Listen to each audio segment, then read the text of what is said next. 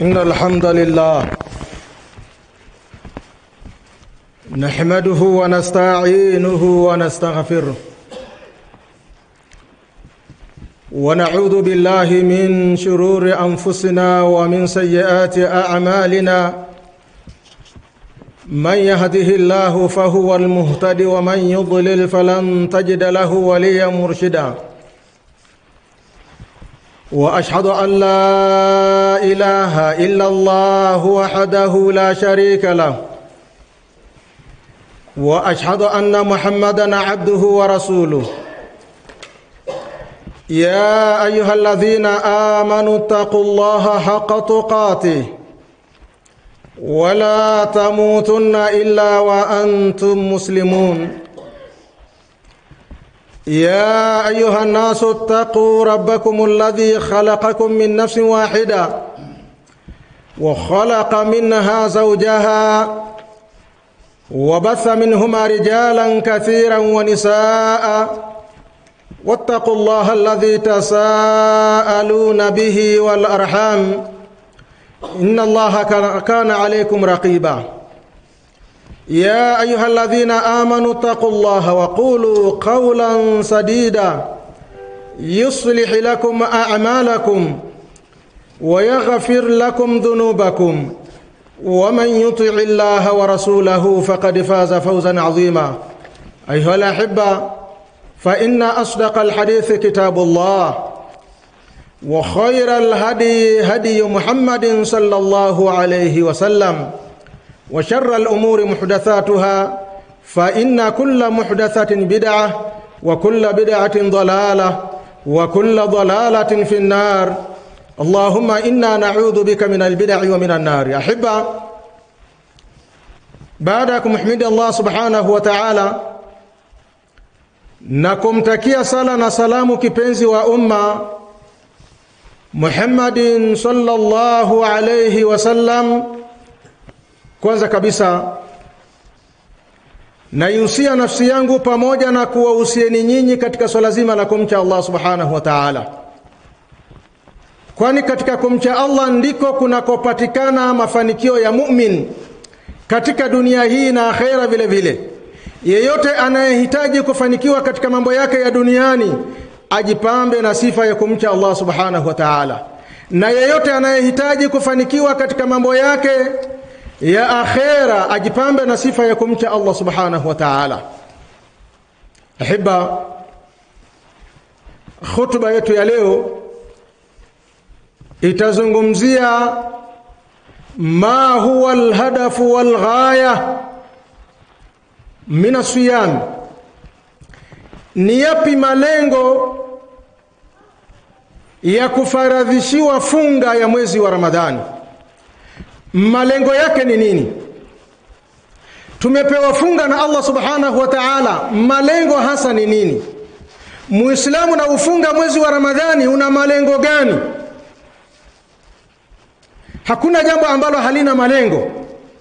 Kila jambo ambalo liko katika ulimwengu huu, iwe ni ibada au iwe ni maisha tu ya kibinadamu ya kawaida, kila kitu kina malengo. Sasa ikiwa kila kitu kina malengo, wewe unafunga, lengo lako ni nini? Au sisi tumefaradhishiwa funga, lengo hasa la kufaradhishwa funga ni nini? Kwa sababu famina nasi man yasumu ibadatan, kuna watu ambao wanafunga mwezi wa Ramadhani kama ibada.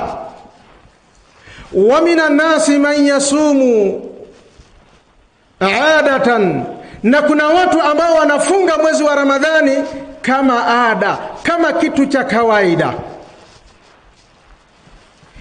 Yule ambaye anaufunga mwezi wa Ramadhani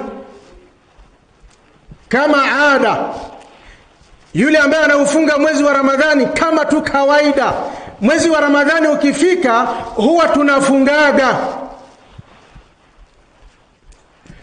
mtu huyu atakuwa hana malengo.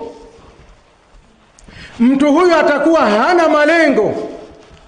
Lakini yule ambaye anaifunga Ramadhani ibadatan, anaifunga Ramadhani kama ibada, huyo atakuwa na malengo. Kwa nini anafunga? Ndugu katika imani, faqad farada Allah subhanahu wa ta'ala alaina siyama shahra Ramadhan. Allah subhanahu wa ta'ala ametufaradhishia sisi funga ya mwezi wa Ramadhani lihadafin adhim, kwa lengo kubwa kabisa. Leo Muislamu kimuuliza kwa nini unafunga, lengo hasa la kufunga ni nini, anaweza akashindwa kukupa majawabu yaliyo sawa sawa. Lakini Allah subhanahu wa ta'ala ametufaradhishia mwezi huu wa Ramadhani, kufunga mwezi wa Ramadhani lihadafin adhim, kwa lengo kubwa. Ala wahiya taqwa Allah subhanahu wa ta'ala, na si lingine isipokuwa lengo kubwa la sisi kufaradhishiwa funga na Allah subhanahu wa ta'ala ni ili sisi tuwe ni wacha Mungu, ili sisi tuwe na takwa, kama anavyosema Allah subhanahu wa ta'ala katika aya ambayo inasomwa sana katika miezi hii au katika mwezi huu wa Ramadhani. Allah subhanahu wa ta'ala anasema, ya ayyuhalladhina amanu, enyi ambao mmeamini, kutiba alaikumus siyam, mmefaradhishiwa juu yenu funga, mmelazimishwa juu yenu kufunga, kama kutiba ala alladhina min qablikum, kama ilivyofaradhishwa funga kwa wale waliokuwa kabla yenu. Lengo na shabaha ni nini? Allah subhanahu wa ta'ala anasema la'allakum tattaqun, ili muweze kuwa ni wacha Mungu, ili muweze kumcha Allah subhanahu wa ta'ala. Hili ndiyo lengo kubwa.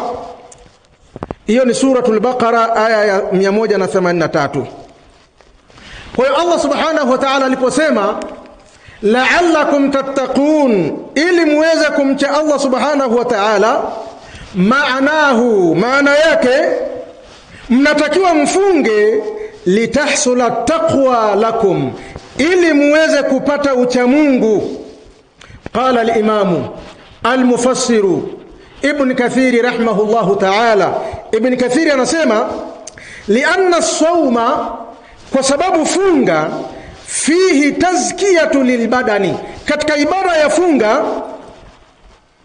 kuna kutakasa mwili, wa tadhiqi almasaliki ash-shaytan, na vile vile kuna kubana yale mapito anakopita shaitani, yale mapito yake yanabanwa na yanadhoofishwa. Na ndipo naona ndani ya mwezi wa Ramadhani mashaitani hawana nguvu, iwe ni mashaitani wa kijini, iwe ni mashaitani wa kibinadamu. Ndani ya mwezi wa Ramadhani wanakuwa hawana nguvu, kwa sababu hata zile njia zao zimebanwa na Allah subhanahu wa ta'ala. Lakini wale mashaitani wakorofi wa kijini, wale maradatu shayatin, hawa huwa wanawekwa jela, wanafungwa na Allah subhanahu wa ta'ala. Unapoingia mwezi wa Ramadhani wanafungwa jela. Lakini ama wale mashaitani wadogo wale wanakuepo. Mtu anaweza kaona kwamba Mtume anasema mashaitani mwezi wa Ramadhani anafungwa, mbona tunawaona baadhi ya watu wanapandisha mashaitani? Kuna watu wanakwenda kuswali tarawih msikitini, anasikiliza kila kisomo kirefu, shaitani yule anaungua na Qur'ani, unashangaa mtu anapiga chini anaanguka. Mashaitani yamepanda. Watu wanaanza kujiuliza, mbona mashaitani hawa tunaambiwa wamefungwa, mbona huyu anazungumza, huyu katorokea wapi? Kapenyaje akatoroka jela? Wanaofungwa ni wale ambao ni wakorofi, hata akiingia katika mwili wako anakumaliza mara moja. Ama wale ambao ni wa kawaida wanakuepo, lakini wanakuwa hawana nguvu, wamebanwa.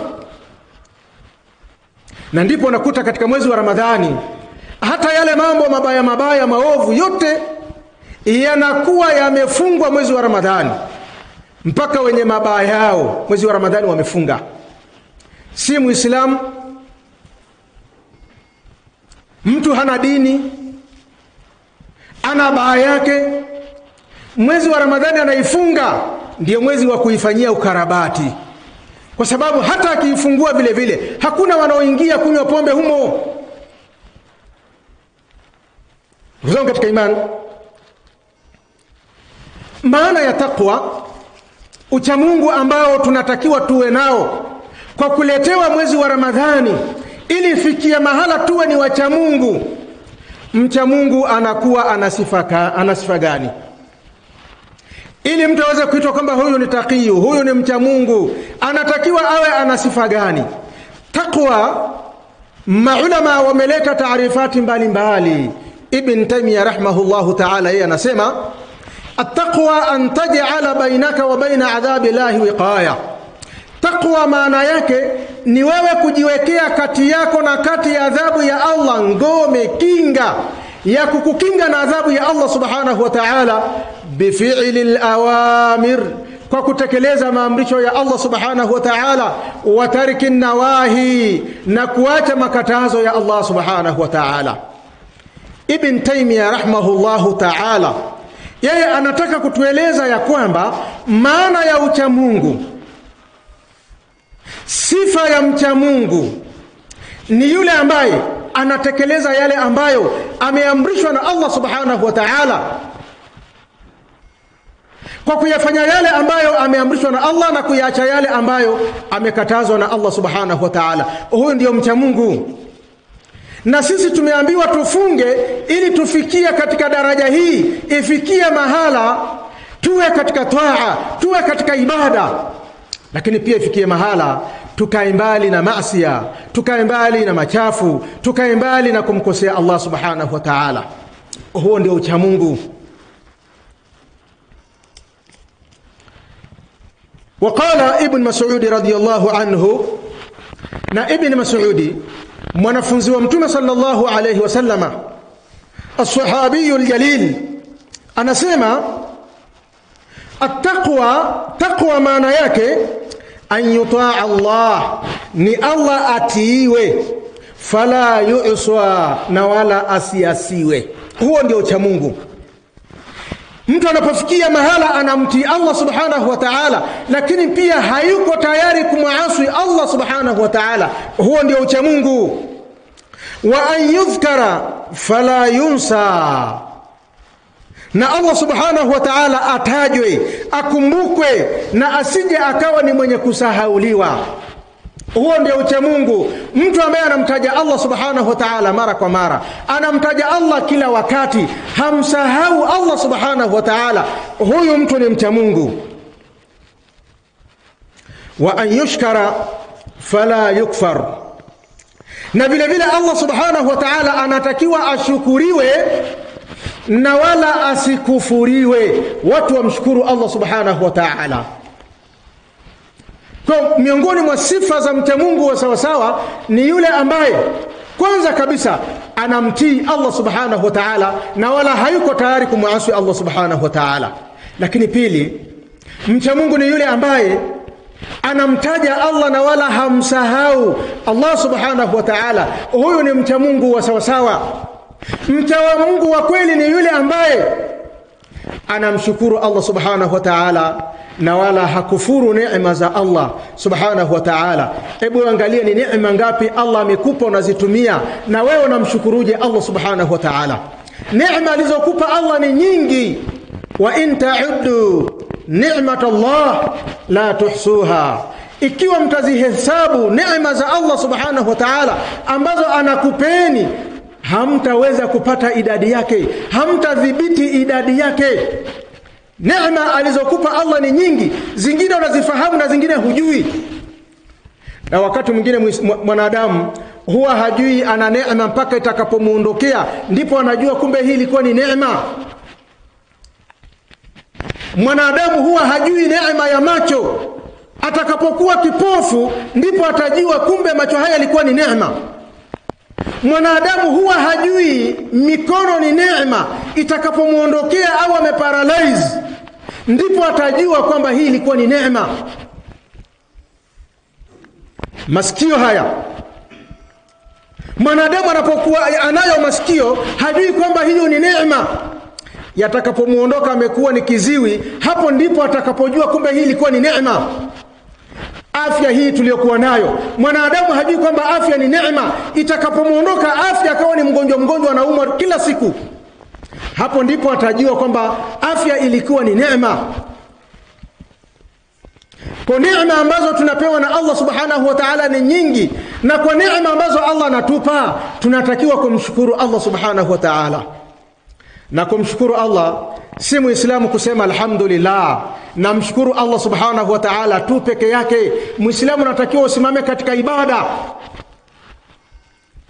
Mtume sallallahu alayhi wasallam siku moja kama kawaida yake amesimama usiku anaswali. Usiku amesimama mpaka miguu imevimba. Mke wake Aisha radhiyallahu anha anaamka usiku, hamuoni mume wake. Wakati huo hapakuwa na taa kusema ngoja niwashe taa ili nimuone kwamba yuko wapi. Utakachokifanya kama unamtafuta mtu utapapasa, unamtafuta kwa kumpapasa. Akaanza kupapasa, mwisho wa siku akakutana na mguu.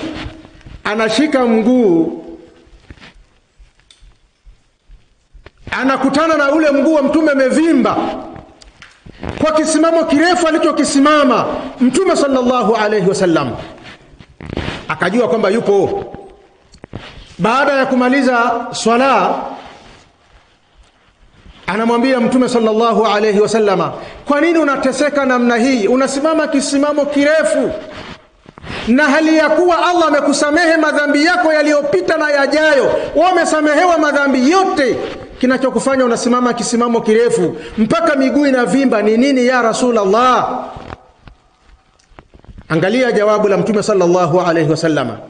Mtume anamwambia Aisha, ya Aisha, ewe Aisha, ikiwa Allah amenisamehe madhambi yaliyopita na madhambi yajayo kwa neema hii, afala akunu abidan shakura, hivi ni mimi nisiwe ni mja wa kumshukuru Allah subhanahu wa ta'ala? Kwa hiyo kisimamo ninachosimama cha muda mrefu mpaka miguu inavimba, hii ni shukurani yangu kwa Allah subhanahu wa ta'ala kwa kunisamehe madhambi yangu yaliyopita na yajayo.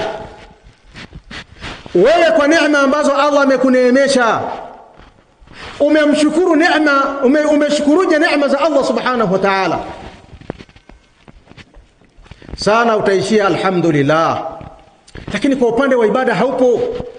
Kwa shukurani kubwa kwa Allah ni wewe kumwabudu Allah subhanahu wa ta'ala na kuwa karibu na Allah subhanahu wa ta'ala. Hii ndio shukurani kubwa kwa Allah subhanahu wa ta'ala.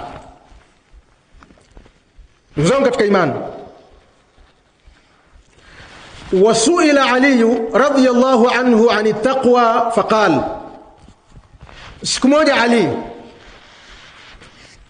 radhiyallahu anhu aliulizwa maana ya taqwa ni nini,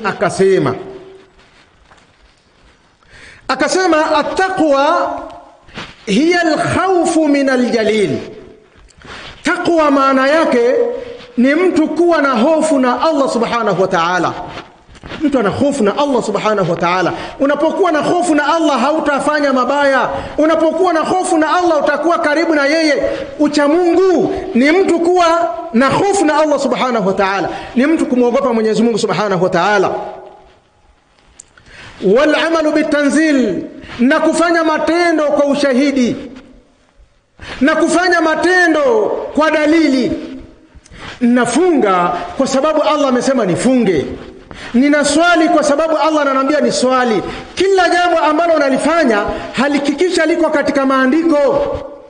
Lakini leo ni mambo mangapi yanafanyika na hayako katika mafundisho, hayako katika maandiko. Watu wanafanya kazi ya kuiga. Mambo mengi watu wameiga, lakini hayapo katika maandiko. Lakini mcha Mungu wa kweli atafanya mambo yake, atafanya ibada zake, atafanya amali zake kwa dalili, imma katika dalili ya Qur'an au dalili katika maneno ya Mtume sallallahu alayhi wasallama au dalili kauli ya sahaba au kitendo cha sahaba.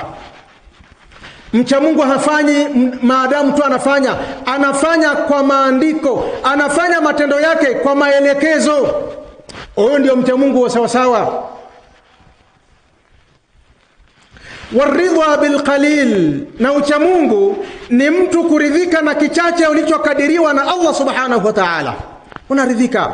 Hichi ndicho alichonikadiria Allah subhanahu wa ta'ala. Hauwafanyii watu wengine husuda kwamba kwa nini huyu akapewa hichi, mbona mimi sijapewa. Hana husuda, anaridhika na kile alichopewa na Allah subhanahu wa ta'ala.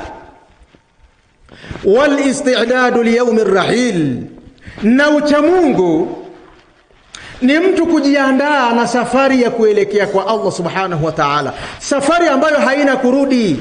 Leo ukisafiri umekwenda Moshi, watu wanajua kwamba utarejea. Umesafiri umekwenda Dar es Salaam, watu wanafahamu ya kwamba utarejea. Lakini iko safari utakuja kusafiri, hautarudi tena. Safari hiyo ambayo haina kurudi tena, Muislamu anatakiwa kuifanyia maandalizi. Wal istidadu li yawmir rahil, uchamungu au mchamungu ni yule ambaye anakuwa na maandalizi ya kuondoka katika dunia hii. Na maandalizi tunayoyakusudia sio mtu kukusanya mapesa mengi. Maandalizi tunayoyakusudia sio mtu kujenga majumba mengi. Maandalizi tunayoyakusudia si mtu kuwa na majumba mengi. Maandalizi tunayoyakusudia ni mtu kuwa na amali nyingi, kuwa na matendo mema mengi. Haya ndiyo maandalizi ya safari ambayo utakapoondoka hautarudi tena. Mwenye sifa hizo 4 alizozieleza Ali radhiyallahu anhu, huyo ndio mcha Mungu ambaye mfungaji anapofunga mwezi wa Ramadhani anatakiwa afikia katika daraja hiyo. Akifikia katika daraja ya kuwa na hofu na Allah subhanahu wa ta'ala, afikia katika daraja ya kuridhika alichopewa na Allah subhanahu wa ta'ala, afikia katika daraja kufanya matendo yake kwa maelekezo ya Allah na kwa maelekezo ya Mtume sallallahu alayhi wasallama, au maelekezo ya sahaba na si maelekezo ya mtu mwingine. Hana nafasi ya kuelekeza katika dini hii. Na mwisho, awe na maandalizi. Awe na maandalizi ya kuondoka katika ulimwengu huu. Awe na maandalizi ya kufa. Kwa lugha nyepesi, Muislamu unatakiwa ufanye maandalizi ya kufa. Wakati wowote utakufa, umejiandaje kwenda kukutana na Mola wako? Ni amali gani uliyoifanya itakayokuingiza wewe katika pepo ya Allah subhanahu wa ta'ala? Kila mmoja ajiulize, na kila mmoja ajiangalie, na kila mmoja ajikague, na kila mmoja ajifanyia tathmini kwamba leo nikifa, nikielekea kwa Allah subhanahu wa ta'ala, ni mambo gani niliyoyafanya mimi yatakayoniingiza katika pepo ya Allah subhanahu wa ta'ala. Hakunaga kitu ambacho hakina maandalizi. Maandalizi ima yanaweza yakawa ni mazuri au yawezekana yakawa ni mabaya. Ole wako utakapokuwa na maandalizi mabaya. Hapo ndipo utakapokuwa hautamani kwenda kukutana na Allah subhanahu wa ta'ala. Muumini wa sawasawa anatamani kwenda kukutana na Allah subhanahu wa ta'ala. Mtume sallallahu alayhi wasallam anasema, man ahabba liqaa Allah ahabba Allahu liqaahu. Yeyote anayependa kwenda kukutana na Allah, na Allah anapenda kwenda kukutana na mtu huyu. Allah anapenda kwenda kukutana na wewe. Wa man kariha liqaa Allah, na yeyote anayechukia kwenda kukutana na Allah kwa matendo yake mabovu, kariha Allahu liqaahu, Allah naye pia anachukia na wala hataki kabisa kwenda kukutana na mtu wa namna hiyo. Kwa ndugu zangu katika imani, tufanye maandalizi ya kwenda kukutana na Allah subhanahu wa ta'ala, lakini maandalizi hayo yawe ni maandalizi mazuri. Aqulu ma tasma'un, astaghfirullah li wa lakum wa lisairi almuslimina wal muslimat fastaghfiruhu innahu huwal ghafurur rahim wa huwal barrul karim. Alhamdulillahi rabbil alamin, والصلاة والسلام على أشرف المرسلين وعلى آله وأصحابه ومن تبعهم بإحسان إلى يوم الدين وبعد. أحبة, hakuna jambo ambalo halina matunda na faida.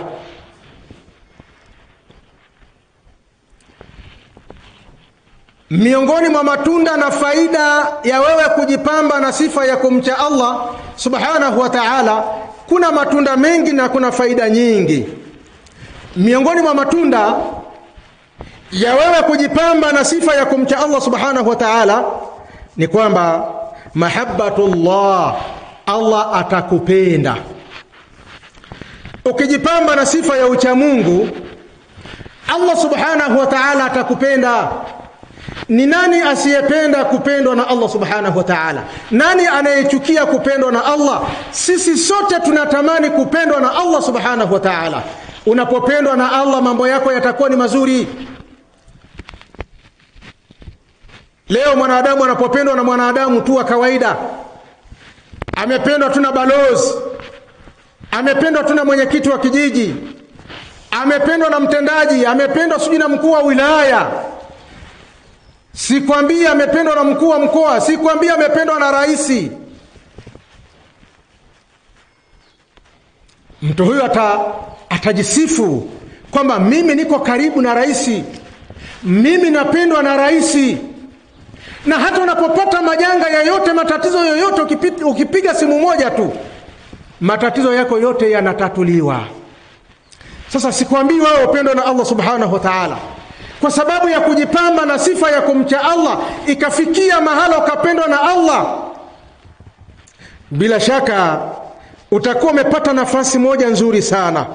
Allah subhanahu wa ta'ala anasema, inna Allaha yuhibbul muttaqin, hakika si vinginevyo Allah subhanahu wa ta'ala anawapenda wacha Mungu.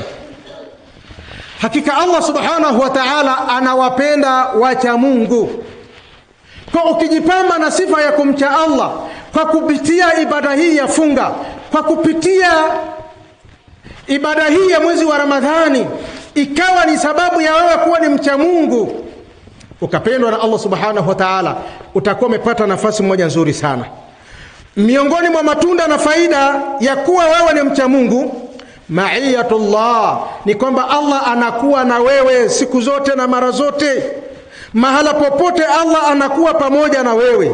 Qala Allah ta'ala, Allah subhanahu wa ta'ala anasema, inna Allaha ma'al ladhina ittaqaw, hakika Allah yuko pamoja na wale ambao ni wacha Mungu, walladhina hum muhsinun, na wale ambao ni watenda mema.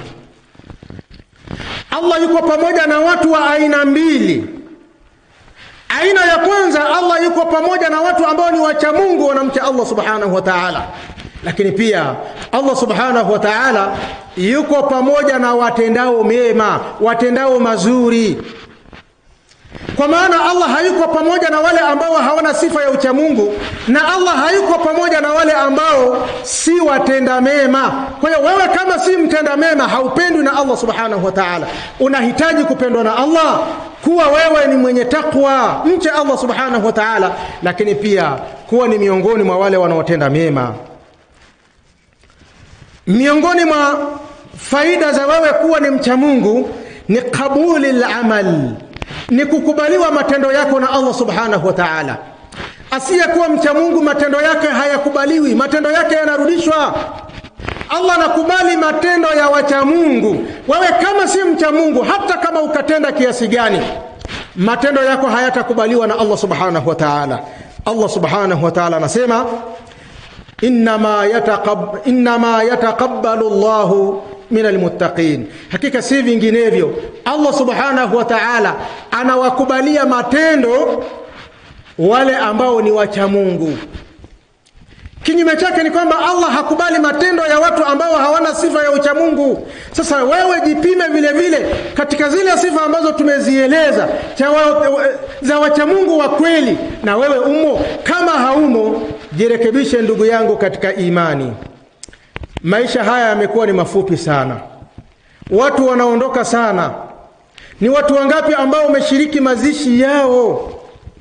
Iko siku na watu pia watashiriki mazishi yako, utazikwa, utaelekea kwa Allah subhanahu wa ta'ala. Kama utakwenda kwa Allah na matendo ambayo si mema, kama utakwenda kwa Allah na matendo ambayo hayajakubaliwa na Allah, utakuwa ni mgeni wa nani ndugu yangu katika imani?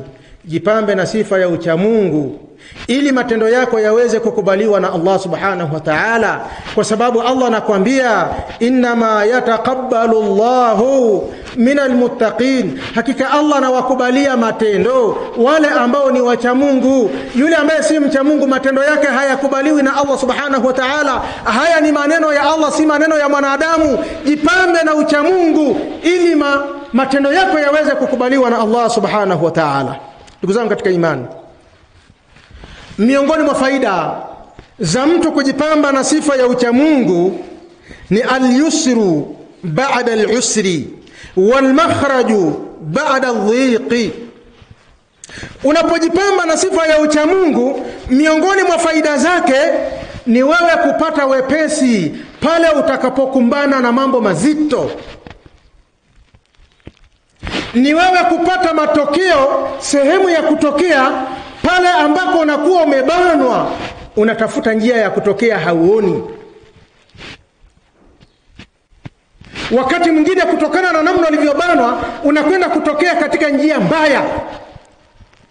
Umebanwa na maisha magumu ya kidunia, umebanwa na maradhi, mwisho wa siku unakwenda kutokea kwa washirikina, kwamba kutokana na hali nilionayo jamani, hebu angalieni, tafuteni mtu wa kunisaidia, bila kuangalia kwamba mtu yule ni mtu wa namna gani, ili tu niweze kupata nafuu, ili tu niweze kupona. Lakini mtu kama ni mcha Mungu, anapopata misukosuko, anapopata matatizo, anapopata maradhi, anapobanika katika maisha, Allah subhanahu wa ta'ala humjalia na kumuonyesha njia ya kutokea. Allah subhanahu wa ta'ala humfanyia wepesi sehemu ambayo kuna uzito. Allah subhanahu wa ta'ala anasema, waman yattaqillaha, na yule ambaye anamcha Allah subhanahu wa ta'ala, na yule ambaye ni mcha Mungu, yaj'alu lahu makhraja, Allah subhanahu wa ta'ala humjalia njia ya kutokea. Allah subhanahu wa ta'ala humwelekeza na kumuonyesha njia ya kutoka katika matatizo aliyokuwa nayo. Waqala ta'ala, na akasema Allah katika aya nyingine, waman yattaqillaha, na atakayemcha Allah subhanahu wa ta'ala, yaj'al min amrihi yusra, Allah subhanahu wa ta'ala atamfanyia katika mambo yake wepesi, atampa wepesi katika mambo yake. Hata kama atakuta na mambo mazito, Allah anakupa wepesi, lakini mpaka Allah akupe wepesi ni pale utakapojipamba na sifa ya kumcha Allah subhanahu wa ta'ala. Ndugu zangu katika imani, miongoni mwa faida za kumcha Allah subhanahu wa ta'ala, miongoni mwa faida za kuwa mcha Mungu ni dukhulul janna, ni kuingia katika pepo ya Allah subhanahu wa ta'ala. Qala Allah ta'ala, Allah subhanahu wa ta'ala akielezea pepo anasema, wa jannatun a'ardhuha as-samawati wal ardi, na wacha Mungu wataingia katika pepo, na pepo ambayo upana wake ni mbingu na ardhi. Huu ni upana wa peponi, masafa ya peponi. Lakini pepo hiyo imeandaliwa kwa ajili ya nani? Allah anasema uiddat lilmuttaqin, pepo hiyo imeandaliwa kwa ajili ya wacha Mungu. Pepo hiyo imeandaliwa kwa wale wenye kumcha Allah subhanahu wa ta'ala. Miongoni mwa matunda na faida za kujipamba na ucha Mungu ni annajatu minan nari, ni wewe kuokolewa na moto na Allah subhanahu wa ta'ala. Kama wewe si mcha Mungu, hautaokolewa na moto wa Allah subhanahu wa ta'ala. Allah subhanahu wa ta'ala anasema, thumma nunajji alladhina ittaqaw, kisha tutawaokoa na moto wale ambao wamemcha Allah subhanahu wa ta'ala. Wale ambao wana sifa ya ucha Mungu hatutawaingiza motoni, tutawaokoa na moto wa Allah subhanahu wa ta'ala. Wa nadharu adh-dhalimina fiha jithiya, na tutawacha wale madhalimu ambao hawakujipamba na sifa ya kumcha Allah, tutawaacha motoni wakiwa wamepiga magoti, wanaumia, wanaungua na moto wa Allah subhanahu wa ta'ala. Lakini mcha Mungu ataepushwa na moto wa Allah subhanahu wa ta'ala. Akhiran, mwisho, miongoni mwa faida za uchamungu na matunda ya uchamungu, ni huyo mchamungu atapata husnul khatima. Mchamungu huyo atapata mwisho mwema. Mchamungu atapata mwisho mwema. Mwisho mwema ambao tunamuomba Allah kila siku, ya Allah, tunakuomba utupe mwisho mwema. Mwisho mwema.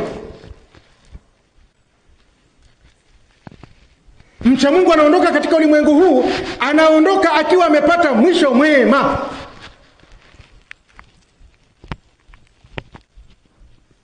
Na dalili za kuonyesha kwamba mtu amepata mwisho mwema, dalili ziko nyingi, alama ziko nyingi za kuonyesha kwamba Muislamu huyu ameondoka amepata husnul khatima, amepata mwisho mwema.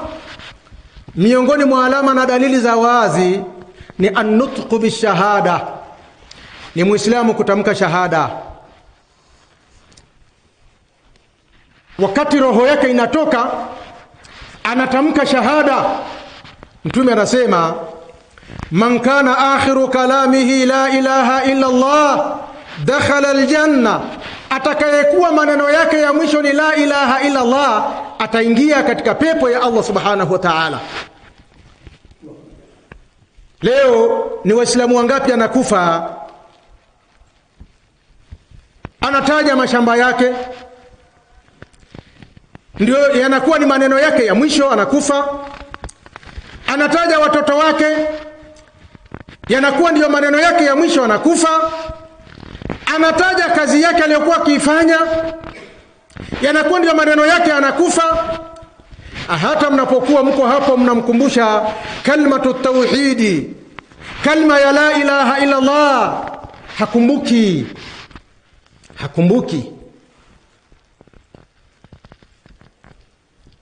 Kuna mmoja katika vijana alikuwa ni mvuta sigara.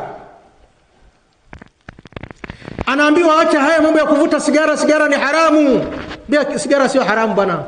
Kuna maneno yao wanasemaga sigara ni makuruhu, sio haramu.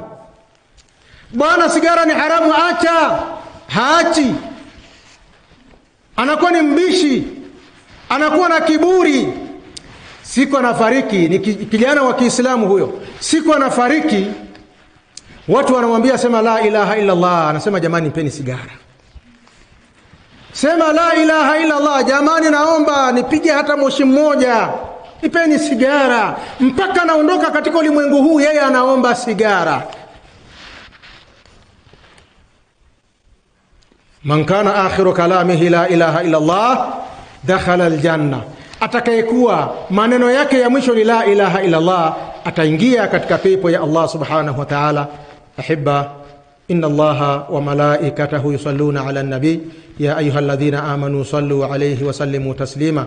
اللهم صل على محمد وعلى آل محمد كما صليت على إبراهيم وعلى آل إبراهيم، وبارك على محمد وعلى آل محمد كما باركت على إبراهيم وعلى آل إبراهيم في العالمين إنك حميد مجيد. اللهم أعز الإسلام والمسلمين وانصر الإسلام والمسلمين وخذل من خذل المسلمين. اللهم إنك عفو تحب العفو فاعف عنا. اللهم إنك عفو تحب العفو فاعف عنا. اللهم إنك عفو تحب العفو فاعف عنا. اللهم اغفر للمؤمنين والمؤمنات والمسلمين والمسلمات الأحياء منهم والأموات. ربنا آتنا في الدنيا حسنة وفي الآخرة حسنة وقنا عذاب النار. والحمد لله رب العالمين.